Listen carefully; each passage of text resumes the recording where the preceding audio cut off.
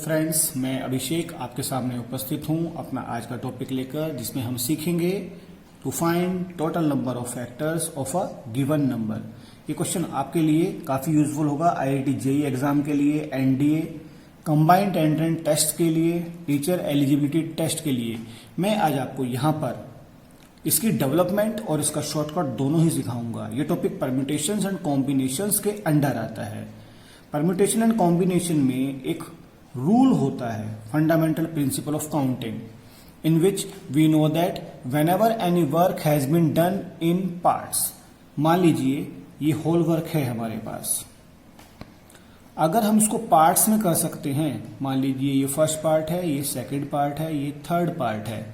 If first part can be done in A ways, second part can be done in B ways, third part can be done in C ways, then total number of ways will be product of all these। ये rule हमने पढ़ा हुआ है, लेकिन आज मैं आपको इसकी डेवलपमेंट भी सिखाऊंगा। सिर्फ ये डायरेक्ट रूल नहीं बताऊंगा, पहले डेवलपमेंट सीखेंगे, उस डेवलपमेंट के बाद उस रूल को हम यहाँ पर कैसे अप्लाई करेंगे, लॉन्ग कट, शॉर्टकट सब सीखेंगे। वीडियो पूरी देखिएगा, जरूर अच्छी लगेगी आपको। अगर मान लीजिए मैंने चंडीगढ़ से दिल्ली जाना है, बीच में एक हॉल्ट आता है अंबाला। मान लीजिए मैंने अंबाला पर चेंज करना है। चंडीगढ़ से अंबाला पहुंचने के लिए मेरे पास चार ऑप्शन है। मैं कार यूज कर सकता हूं, मैं बाइक यूज कर सकता हूं, अपनी स्कूटी से जा सकता हूं, टैक्सी से जा सकता हूं। उसके बाद अंबाला से दिल्ली पहुंचने के लिए मेरे पास केवल दो ऑप्शन है, या तो ट्रेन या बस।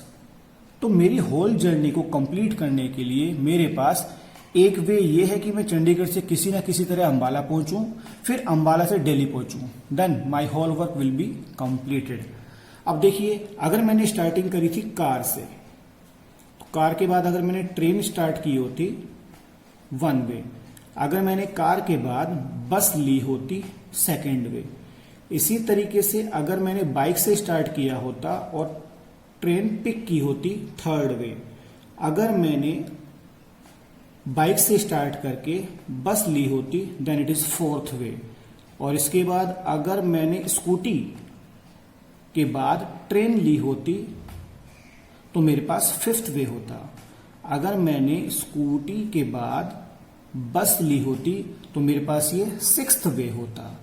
अगर मैंने टैक्सी के बाद ट्रेन ली होती तो मेरे पास ये सेवंथ वे होता। अगर मैंने यहां पर टैक्सी के बाद बस ली होती तो मेरे पास एट्थ वे होता। तो इसी तरीके से अगर मैं एक पार्ट और बढ़ा लूं और वो सारे कॉम्बिनेशंस लेने लग जाऊं तो मुझको श्योरली यही वाला फार्मूला मिलेगा। If a work can be done in parts then total number of ways will be product of all those in which constituent parts can be done. तो यहां पर मुझको क्या मिला, 4 into 2 is equal to 8 ways. आशा करता हूं कि फंडामेंटल प्रिंसिपल ऑफ काउंटिंग जरूर समझ में आया होगा। अब question, find total number of factors of 24। अब मैं एक लोअर क्लास के बच्चे की तरह सबसे पहले 24 के फैक्टर्स फाइंड करना शुरू करता हूं। स्टार्टिंग करता हूं 1 से। 1 into 24 दोनों फैक्टर्स हो गए। मैंने प्राइम फैक्टर नहीं कहा, मैंने सिर्फ फैक्टर्स कहा। इसके बाद मैं आगे बढ़ता हूं। क्या ये 2 से डिवाइड होता है?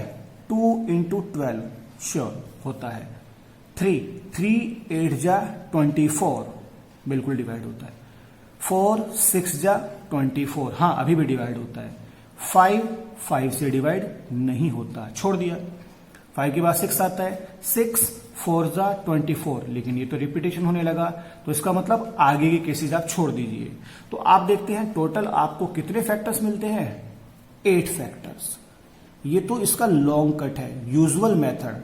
लेकिन अगर आपके पास कोई बहुत बड़ा नंबर होता तब आप ये मेथड अप्लाई नहीं कर पाएंगे। मान लीजिए 144 के हैं या 288 के हैं, बहुत सारे बड़े नंबर्स हैं, आप उनके फैक्टर्स फाइंड नहीं कर पाएंगे इस यूजुअल मेथड से। 1000 है, 1 लाख है, नहीं कर पाएंगे। उसके लिए हमें कुछ सीखना पड़ेगा। अब मैं आपके साथ ये डिस्कस करता हूं कि अगर 3 एक फैक्टर था तो 3 फैक्टर को बनाने में इस 24 के जो कॉन्स्टिट्यूएंट प्राइम फैक्टर्स हैं, मैं लिख रहा हूं प्राइम फैक्टर्स।